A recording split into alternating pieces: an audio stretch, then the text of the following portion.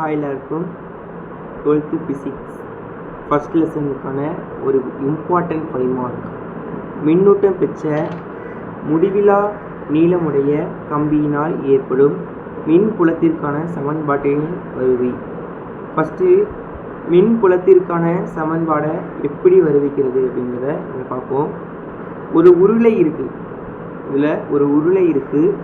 அந்த உருளையில் மேற்பரப்பு, வலைப்பரப்பு, கீழ்ப்பரப்பு அப்படிங்கிற 3 பரப்புகளை கொண்ட ஒரு உருளையை நம்ம எடுத்துக்கிடுவோம். இந்த 3 பரப்பினுடைய உருளையில் நடுவில் ஒரு இரும்பு கம்பி இருக்குது. இதில் ஃபுல்லுமே ப்ளஸ். இதனுடைய மேற்பரப்பு, இது வலைப்பரப்பு, இது கீழ்ப்பரப்பு. இந்த உருளையினுடைய நீளம் L. இதனுடைய ஆரம் கொண்ட உருளை, L நீளம் கொண்ட உருளை. இப்போ இந்த வலைப்பரப்பினுடைய இதில் E வெக்டர் மின்புலமானது இந்த ஏவிற்கு இணையாக இருக்கும்.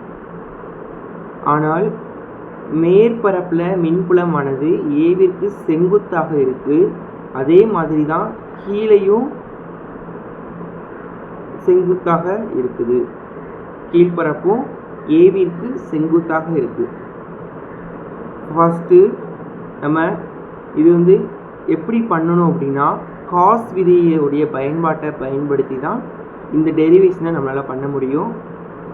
நம்ம சேனலை நீங்கள் ஃபஸ்ட்டு இப்போ தான் பார்க்குறீங்க அப்படின்னா மறக்காமல் சப்ஸ்கிரைப் பண்ணுங்கள். மொத்த மின்பாயத்துக்கு ஃபார்முலா என்ன அப்படின்னா, cos integration E vector dot dA vector, integration E vector dot dA vector. இப்போது இந்த உருளையில் நம்மளுக்கு மொத்தம் 3 பரப்புகள் இருக்குது. வலைப்பரப்பு, மேற்பரப்பு, அடிப்பரப்பு அப்படிங்கிற 3 பரப்புகள் கொண்ட உருளையாக இருக்கிறதுனால நம்ம என்ன செஞ்சுக்கிறோம் அப்படின்னா, இந்த இன்டகிரேஷன் இதில் நாட் இருக்குது, அதை நமக்கு 3 பரப்பாக எழுதிக்கலாம். செகண்ட் என்ன பண்ணணும் அப்படின்னா, இது வெக்டர், மேலே வெக்டர் இருக்குது. இந்த வெக்டரை நம்ம என்ன செய்யணும் அப்படின்னா, போக்குறதுக்கு காஸ் தீட்டாவால் நம்ம என்ன செய்யணும், அதோட பெருக்கணும். அப்போது இங்கே நம்ம காஸ் தீட்டாவால் பெருக்கும்போது நம்மளுக்கு இந்த வெக்டர் போய் EDA காஸ் தீட்டா, ஏன்னா இது புள்ளி பெருக்கத்தில் இருக்குது. அதனால நம்ம ஸ்கேலார் பெருக்கிறதுக்கு என்ன யூஸ் பண்ணுவோம், இந்த புள்ளி பெருக்கத்தை நீக்கிறதுக்கு காஸ் தீட்டாவை யூஸ் பண்ணுவோம். அதனால நம்ம இந்த ஸ்கேலார் பெருக்கல்ல காஸ் தீட்டாவை யூஸ் பண்ணி EDA cos theta, EDA cos theta plus EDA cos theta அப்படின்னு போயிருக்கோம். அடுத்த இது வலைப்பரப்பு, இது மேற்பரப்பு, இது அடிப்பரப்பு. வலைப்பரப்பில் E ஆனது ஏக்கு இணையாக உள்ளதால் நம்ம ஏற்கனவே சொன்னோம், வலைப்பரப்பில் இந்த E வெக்டர் ஏக்கு இணையாக இருக்கும். இணையாக இருக்குன்னா ஃபஸ்ட்டு வலைப்பரப்பில் நம்ம என்ன சொல்லியிருக்கோம், EDA cos theta, integration EDA cos theta. அப்போது இணையாக உள்ளபோது இந்த தீட்டா 0 டிகிரி. இப்போ செங்குத்தாக இருந்ததுன்னா அது 90 டிகிரி, இணையாக உள்ளபோது தீட்டா 0 டிகிரி. அதனால இதில் உள்ள EDA காஸ் தீட்டா, அப்போது இங்கே EDA காஸ் 0 டிகிரி. அப்போ காஸ் 0 டிகிரியோட மதிப்பு 1, EDA 1. அப்போது 1 கொண்டு பெருக்கும்போது நம்மளுக்கு EDA தான் கிடைக்கும். அடுத்த மேல் மற்றும் அடிப்பரப்புகளுக்கு E வெக்டர் ஆனது ஏவிற்கு செங்குத்தாக உள்ளதால், அதாவது என்ன சொல்கிறாங்க அப்படின்னா, மேல் பரப்புலையும் அடிப்பரப்புலையும் இந்த E வெக்டர் ஏக்கு செங்குத்தாக இருக்குது. இப்போது நம்ம டயக்ராமை பார்க்கலாம். இங்கே பாருங்கள், மேற்பரப்பில் செங்குத்தாக இருக்குது. இதுலேயுமே நம்மளுக்கு எப்படி இருக்குது அப்படின்னா, செங்குத்தாக தான் இருக்குது. இதுதான் E வெக்டர், இது செங்குத்தாக இருக்குது. இங்கே மட்டும்தான் நம்மளுக்கு இணையாக இருக்குது. அதனால தான் நம்ம என்ன செய்ய போகிறோம், அப்போது செங்குத்தாக இருக்குது அப்படின்னா நமக்கு E vector dot dA vector equal to 0. ஏன் 0 வந்திருக்கு அப்படின்னா பார்ப்போம். இங்கே பாருங்கள், காஸ் 90 டிகிரி. இங்கே மேற்பரப்பு மற்றும் அடிப்பரப்பு, மேற்பரப்பு மற்றும் அடிப்பரப்புக்கு காஸ் 90 டிகிரி, ஏன்னா செங்குத்தாக இருக்குது இந்த மேற்பரப்பும் அடிப்பரப்பும். அப்போது EDA காஸ் 90 டிகிரி நம்ம போடுவோம். இதில் போட்டிருக்கோமா, EDA cos 90 டிகிரி. cos 90 டிகிரியோட வேல்யூ நம்மளுக்கு எல்லாத்துக்குமே நல்லாவே தெரியும் 0. EDA 0. 0 கொண்டு எது பெருக்கினாலும் 0 தான். சரியா? ஓகே, அதனால தான் நம்ம என்ன போட்டிருக்கோம், இங்கே E vector dot DA vector equal to 0 போட்டிருக்கோம்.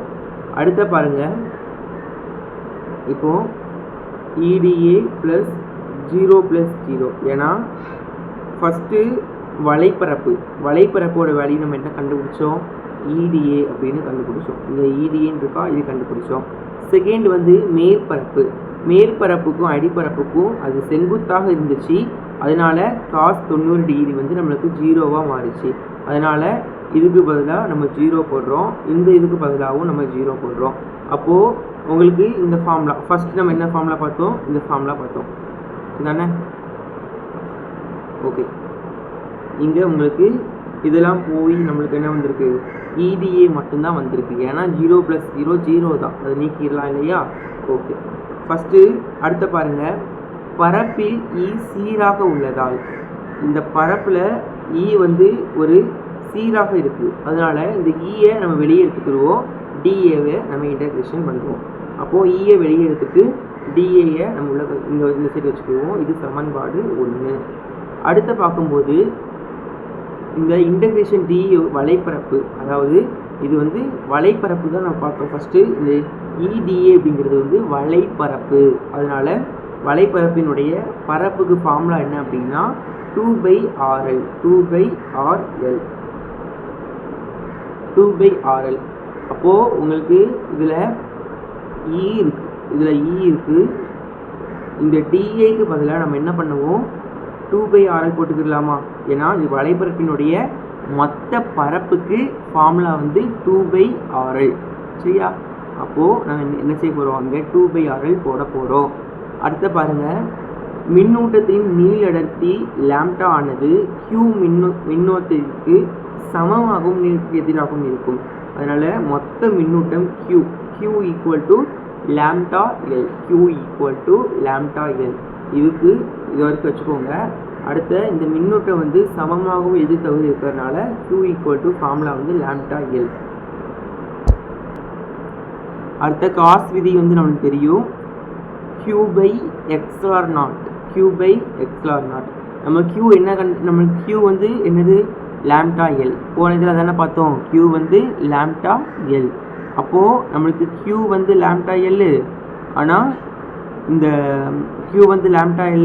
ஓகே, இப்போது நம்மளுக்கு என்ன பண்ணிக்கலாம் அப்படின்னா, இதோட வேல்யூ காஸ்டினுடைய வேல்யூ வந்து நம்ம ஏற்கனவே என்ன செஞ்சு வச்சுருந்தோம், கண்டுபிடிச்சி வச்சுருந்தோம். 2/RL equal to lambda L ε0. இதற்கு பதிலாக 2/RL நம்ம போன ஸ்டெப்பில் கண்டுபிடிச்சி வச்சுருந்தோம்.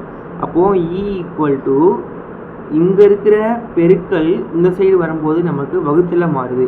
இங்கே இருக்கிற எல்லும் இங்கே இருக்கிற எல்லும் கேன்சல் ஆகுது. 2/R, அதாவது 1/2/R. இங்கே ஈக்குவல் போட்டு இங்கே வரும்போது 1/2/R, இங்கே லாம்டா ε0. அப்போ E ஈக்குவல் டு 1/2/ε0 லாம்டா/R. வெக்டர் வடிவில் எழுதும்போது நம்ம என்ன செஞ்சுக்கிடுவோம், இதனோட ஒரு ஆர் கேப்பை சேர்த்துக்கிடுவோம்.